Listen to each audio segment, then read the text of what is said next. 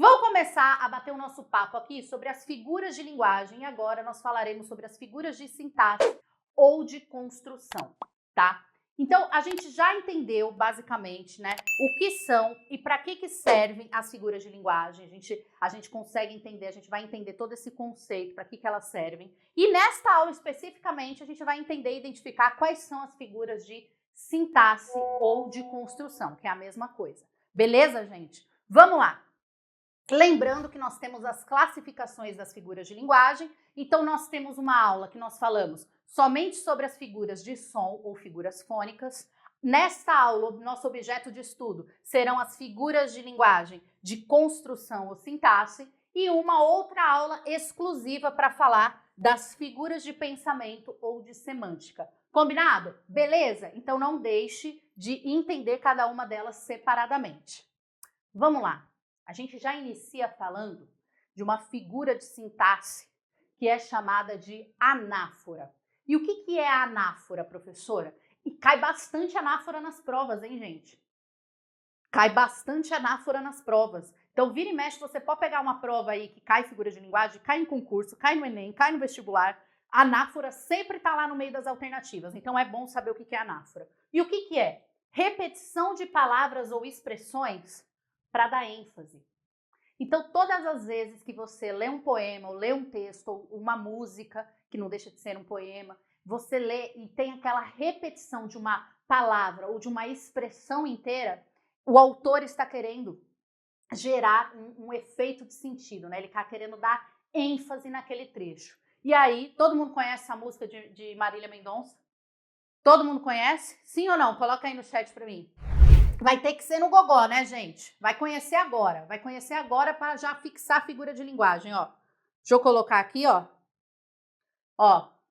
Preocupa não, que eu não vou bater no seu portão. Preocupa não. Ó, a repetição. Que não vai ter mais o meu nome, nenhuma ligação. Preocupa não, que eu vou tomar vergonha na cara. Preocupa não. Pra bom entendedor, meia ausência vai. Não conhecia? Estão conhecendo agora? Agora você tá sabendo, olha lá. Repetição do preocupa não, repetição do preocupa não, repetição do preocupa não. É isso daqui, ó, que a gente chama de anáfora. É a repetição, deixa eu tirar aqui, é a repetição constante de uma palavra ou de uma expressão para dar ênfase. Podem bater palmas para mim aí nos comentários. Muito obrigada. Seguindo aqui, todo mundo pegou? Todo mundo entendeu o que é anáfora? Repetição para gerar ali uma ênfase, beleza? Eu canto, ó, muita gente que canta também na igreja, ó.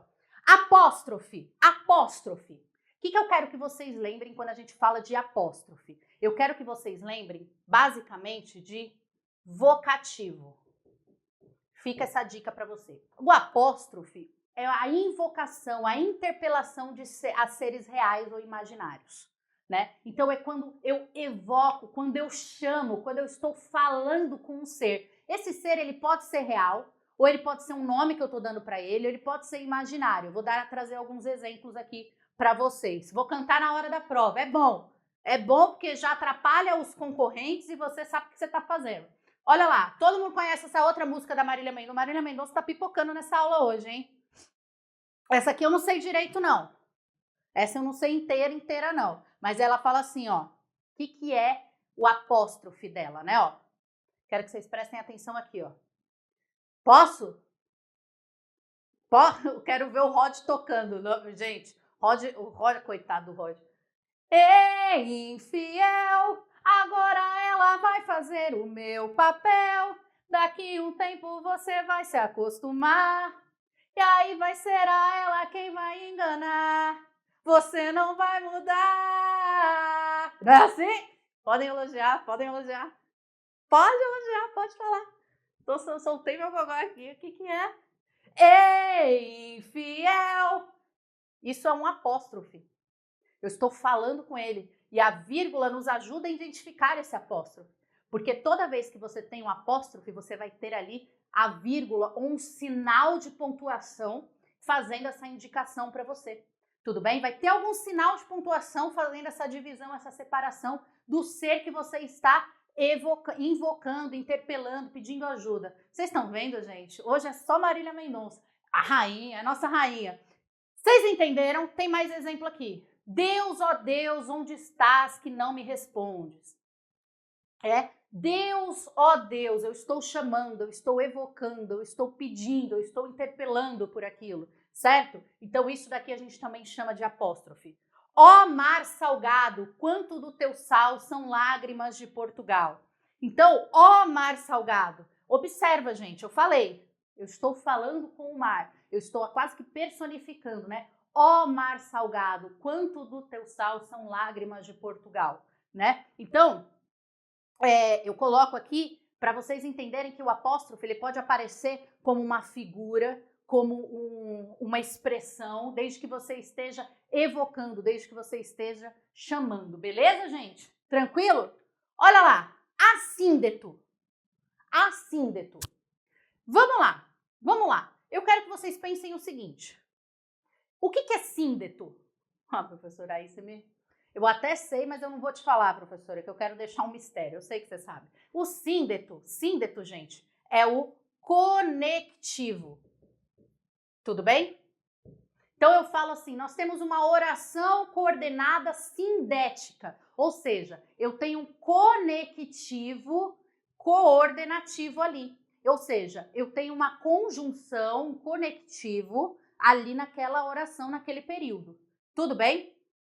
Não, o apóstrofe não é uma fala. O apóstrofe, só retornando ali que eu vi a pergunta da Ana Carla. O apóstrofe, ele é uma evocação. É quem você está evocando, quem você está chamando. Tudo bem?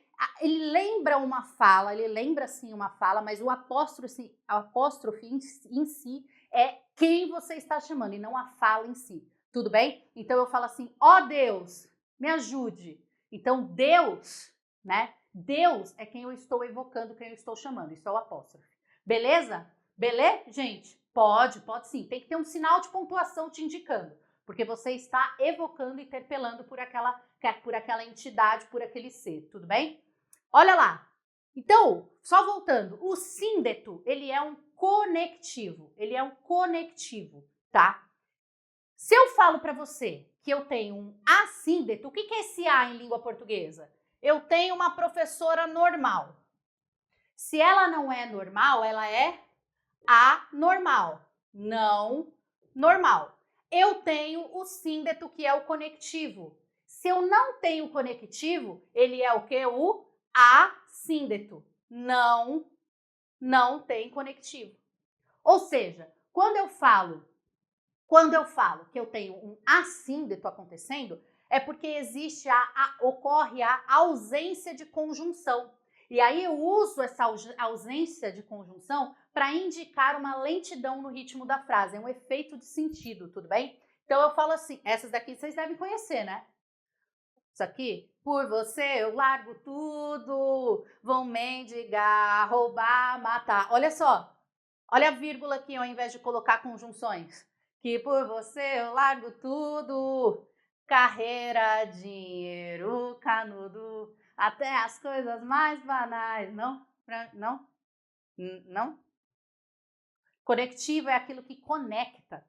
Conectivo é uma palavrinha que eu uso para unir frases e orações. Tudo bem? A conjunção. O conectivo pode ser, por exemplo, uma preposição também. Eu vou mostrar um exemplo de conectivo no próximo. Todo mundo conhece isso daqui? Olha o exemplo de assíndeto. Ao invés de colocar conjunções aqui, ó, eu resolvi colocar a vírgula. Isso faz uma pausa na minha leitura. Por isso que eu diminuo o ritmo quando eu uso esse efeito de sentido. Aí, o pessoal conhece Cazuza. Muito obrigada, estou agradecida. Estou agradecida. Posso falar uma curiosidade muito louca disso daqui? Tem nada a ver com a aula, tem nada a ver. Mas nessa música aqui, que ele fala assim, né? Por você eu largo tudo, vou mendigar, roubar, matar. Aí ele fala assim, que por você eu largo tudo, certo? Carreira, dinheiro, canudo. Aí todo mundo fala assim, carreira, dinheiro, canudo. Deve estar falando da carreira de trabalho, deve estar falando do canudo da formatura, né? E aí, gente, tem uma análise dessa música que fala, que traz, que na verdade, isso aqui é para maiores, mas eu acho que vocês vão entender. Olha lá. Exatamente, olha lá. Quem que colocou ali, ó? O Nelson colocou. Carreira de droga, dinheiro, canudo que ele enrola para usar drogas. Todo mundo entende que que na verdade é uma coisa, mas a interpretação é meio outra, né? Porque da forma que é colocado, todo mundo já pensa, se não parar para refletir realmente no todo o contexto da música, você entende aqui como o trabalho, o dinheiro e a formação dele, né? Não é, é um trecho que fala sobre drogas. Sim, uma pena, não é mesmo?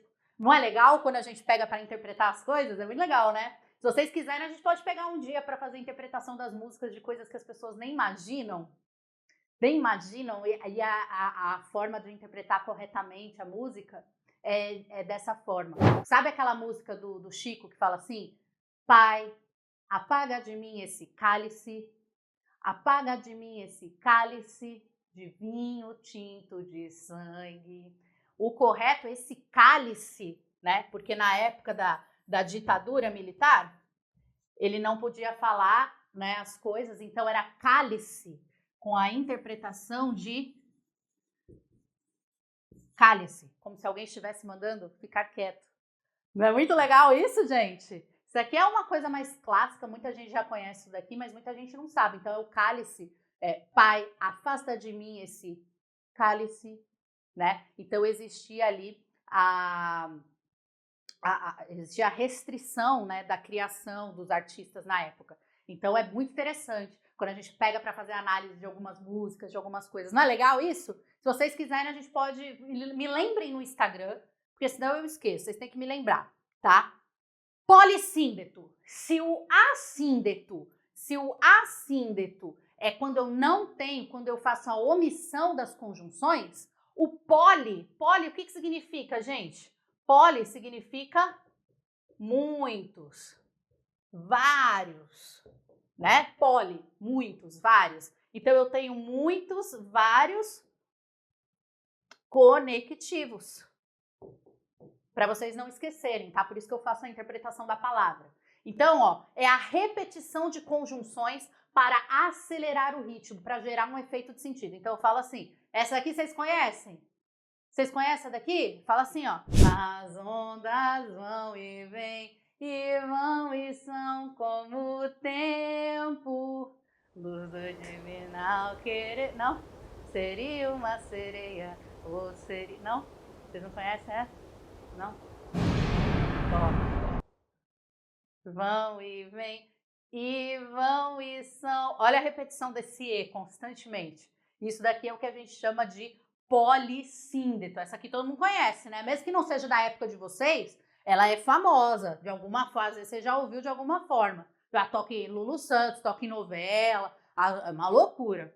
Olha lá, ele não diz nada, nem grita, nem ri, nem gesticula. Exagerado, jogado aos seus pés, eu sou mesmo exato. Hoje eu tô musical, hein, gente? Olha lá, tem gente que não conhece não, hein? Sim, ó, uma coisa interessante para vocês entenderem. As figuras de linguagem, elas podem se encontrar em um mesmo trecho, tá? Então, pode ser que num trecho aconteça uma anáfora e um polissíndeto? Pode. E se acontecer isso no meio da prova, professora? Você vai olhar para a figura de linguagem que prevalece no trecho, tá? Então, se ocorre mais... Se é muito gritante a ocorrência do polissíndeto, você vai marcar a alternativa do polissíndeto, tudo bem? Dificilmente as bancas, quando acontecem duas figuras de linguagem em um trecho, dificilmente as bancas colocam as duas como alternativa. Eles colocam só a figura de linguagem que prevalece no trecho, tá? Por quê? Porque senão, muitas vezes vai caber recurso, muito aluno vai entrar com recurso e tudo mais, e pode ser que a questão acabe sendo anulada. Mas como que você deve interpretar caso a questão não seja anulada e você queira este ponto? Porque nós queremos este ponto, né? Então, você olha a figura de linguagem que prevalece, tudo bem? Neste caso, prevalece aqui o polissíndeto, que é a repetição, ó, que é a repetição constante dos conectivos. Beleza, gente? Tranquilo? Elipse. Nossa, eu já falei da elipse em umas lives anteriores para vocês. Quem estava aqui vai lembrar disso daqui, ó. Omissão de termos subentendidos. Tem elipse na matemática também, né? Agora, aqui a elipse do português é diferente. É quando eu faço a omissão de termos facilmente subentendidos. Então eu falo assim, ó. Preferi não falar, estava com muita raiva. Ao invés de colocar aqui, ó, eu estava com muita raiva, eu fiz a omissão desse eu. Só que você subentendeu o eu. Por isso que eu falo que nesse trecho aqui aconteceu uma elipse. Na sala, apenas 4 ou 5 convidados. Então, na sala, havia apenas, um ponto aqui, apenas 4 ou 5 convidados. Na sala, havia apenas 4 ou 5 convidados. Então, eu fiz a omissão do verbo haver aqui, mas ainda assim você entendeu que havia um verbo ali, mesmo que eu não tenha deixado ele explícito. Então, eu falo que aqui ocorre o que nós chamamos de elipse. E aí, gente, eu quero que vocês prestem atenção aqui no que eu vou falar. Zeugma. A zeugma é um tipo de elipse. Inclusive, as provas de concursos, de vestibulares, elas costumam, às vezes, nem utilizar a palavra zeugma. Ela coloca tudo como elipse. Qual que é a diferença? Zeugma é a omissão de termos subentendidos também. Só que qual que é a diferença? Esses termos foram ditos anteriormente. Vocês estão entendendo, gente? Essa é a diferença da elipse para a zeugma. É a omissão de termos, a elipse é a omissão de termos que eu subentendi. A zeugma também é a omissão desses termos, só que eu disse esses termos anteriormente. Então, para não ser repetitivo, eu faço a omissão. Vamos ver no exemplo, ó. Eu gosto de calor, ele de frio. Então, o que eu fiz aqui? Ele, meu Deus, me embolei inteira aqui para escrever. Ele gosta de frio. Então, eu fiz a omissão aqui, eu fiz a omissão do gosta, mas que eu disse anteriormente. Observe que aqui, na elipse, eu não disse o termo anteriormente. Na zeugma, eu também fiz a omissão, só que a diferença é que eu disse o termo anteriormente. Na prova, eu já estou avisando vocês, tá? Na prova, as provas costumam, de forma geral, falar somente elipse para tudo. Toda vez que você faz a omissão de um termo, seja que ele foi dito ou não anteriormente, você vai considerar como elipse. Se na alternativa só tiver elipse, pode considerar como elipse, tudo bem? Que também é a omissão de um termo. Tranquilo? Muitas provas não costumam colocar o termo zeugma, eles usam só elipse. Tranquilo, gente? Hipérbato. Nossa, o hipérbato ele acontece em muitos períodos, em muitos períodos literários, principalmente ali na época do quem estudou literatura, que estudou o barroco. Vocês vão ver que muitos textos. Aí o povo fala assim: pô, professor, eu vou estudar, não dá para entender nada. O texto. Por que às vezes o texto está todo truncado, todo difícil de entender? Porque muitas vezes os autores ali nos períodos literários, eles usam o recurso do hipérbato. E o que é o hipérbato? É uma inversão sintática dos termos da oração ou das orações do período para gerar um efeito de sentido. Então, ao invés de colocar ali, às vezes, o sujeito, o verbo e o complemento, eu faço a inversão de tudo para deixar um pouco mais confuso, tudo bem? Para gerar um efeito de sentido. Sabe o que tem bastante hipérbato? O hino nacional. O hino nacional, ele tem hipérbato em quase todas as orações dele. Ouviram do Ipiranga as margens plácidas de um povo heróico, brado, retumbante. Ou seja, se você pegar e colocar o hino, se você pega todas as orações, todas as estrofes do hino e vai tentando colocar na ordem, você vai entendendo de fato o que está sendo dito. Do Ipiranga, ouviram do Ipiranga as margens plácidas. Nas margens plácidas do Ipiranga, ouviram um grito. Tudo bem? É isso que ele quer dizer. Então, como vai fazendo a inversão, você acaba, às vezes, que você fala, puta, não tô entendendo. Mas aí, o que você tem que fazer? provavelmente está acontecendo um hipérbato ali, você tem que colocar na ordem direta para você conseguir entender o sentido. Então eu falo assim, ó, aquela triste lê da madrugada. Aquela triste lê da madrugada. Qual que seria a ordem direta? Aquela madrugada ou aquela madrugada triste e leda. Aquela madrugada triste e leda. Fiz a inversão. Assustada, deixa eu sair aqui da frente. Assustada, de mãos dadas vinha a menina com ele. Assustada, de mãos dadas vinha a menina com ele. A menina assustada vinha com ele de mãos dadas. Então aqui acontece o que a gente chama de hipérbato, que é a inversão dos termos. A menina foi parar lá no final, o complemento veio aqui, o vinha veio no meio, a característica da menina veio no começo. Então tudo está deslocado. É isso que a gente chama de hipérbato. Ele é usado realmente para gerar esse efeito de sentido. Beleza, gente? Eu espero que vocês tenham entendido. Não menos importante, e aqui eu quero falar uma coisa muito importante sobre o pleonasmo para vocês. Pleonasmo é a repetição de uma mesma ideia com um objetivo de realce.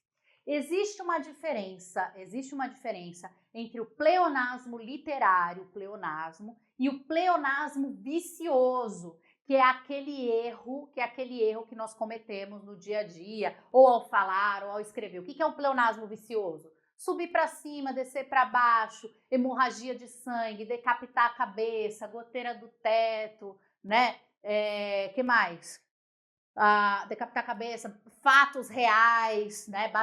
Tudo que é fato é real. Então, essa história é baseada em fatos, certo? Repetir de novo, repetir novamente. Tem vários, tudo bem? Tem vários. Então, isso é um pleonasmo vicioso. Nós temos um pleonasmo que é dado como um recurso, que é o pleonasmo literário. O que é esse pleonasmo, o pleonasmo literário? Eu falo assim, ó, chovia uma triste chuva de resignação. Chovia uma triste chuva. É óbvio, gente, que se tá chovendo, é chuva.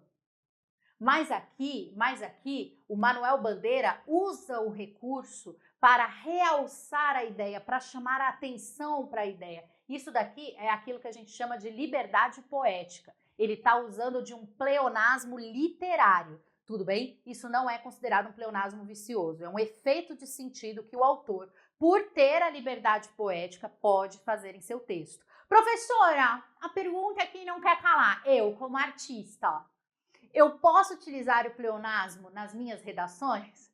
Para de ser louco, não me faz ir até aí praticar uma agressão. Você não me deixa ser violenta, eu tô trabalhando em cima. Por quê?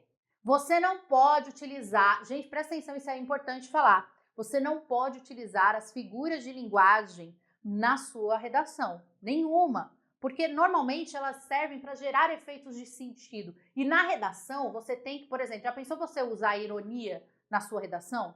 Mas eu entendi. Mas a ironia, gente, o outro tem que entender. E o outro é o seu corretor.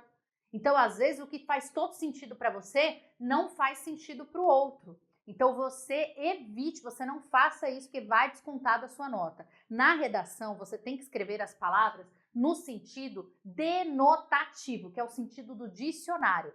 Quando a gente fala de figuras de linguagem, de um pleonasmo, de qualquer coisa do tipo, nós estamos falando de liberdade para escrever e para criar e para gerar efeitos de sentido. Não vacile, não vá fazer isso na sua redação. Você, ó lá. Que culpa eu tenho se ele não entende? Eu entendo. Olha. Então, mas aí, até a gente explicar para ele, não vai dar, porque aí você vai ter que entrar com recurso. O recurso não vai ser aceito, porque você utilizou um recurso da língua que não é aceito na redação. Eu entendi o seu ponto de vista, eu compartilho da sua dor, mas não pode fazer, tá bom? Não façam isso na redação de vocês. Me sorri um sorriso pontual e me beija com a boca de hortelã. Todo mundo. Todo dia ela faz tudo sempre igual, me sacode às 6 horas da manhã, me sorri um sorriso pontual e me beija com a boca de hortelã. Me sorri um sorriso, todo mundo sabe que quem sorri, que se eu sorrir é um sorriso, né? Então, mas aí pode? Aí pode. que a gente tá falando do Chico Buarque aqui, né? Maravilhoso, fazendo suas criações. Então, gente, vocês estão entendendo a diferença? Todo mundo conhece isso daqui? Não? É um pagodinho. Eu gosto de pagode, gente. Vocês não gostam de pagode, né? Eu gosto de tudo. Isso, eu já cantei hoje, ó. Tô cantando Chico Buarque, eu já cantei Lulu Santos, eu já cantei Marília Mendonça, eu já cantei trap. Mais eclética que eu? Lá no Instagram hoje eu postei um vídeo dançando funk. Super beijo pra vocês, muito obrigada pelo carinho, pela presença, pelo respeito, pela compreensão de sempre. Adorei estar aqui com vocês mais um dia. Muito obrigada. Avisem os amigos de vocês, compartilhem o meu canal, falo pra todo mundo se inscrever. Que eu mereço, vai falar que eu não mereço? A inscrição de todo mundo nesse canal? Você já se inscreveu nesse canal hoje? Então já senta o dedo no like, já se inscreva nesse canal, hein? Que não é brincadeira não, hein? Super beijo, fiquem com Deus, bom descanso. Até semana que vem e tchau!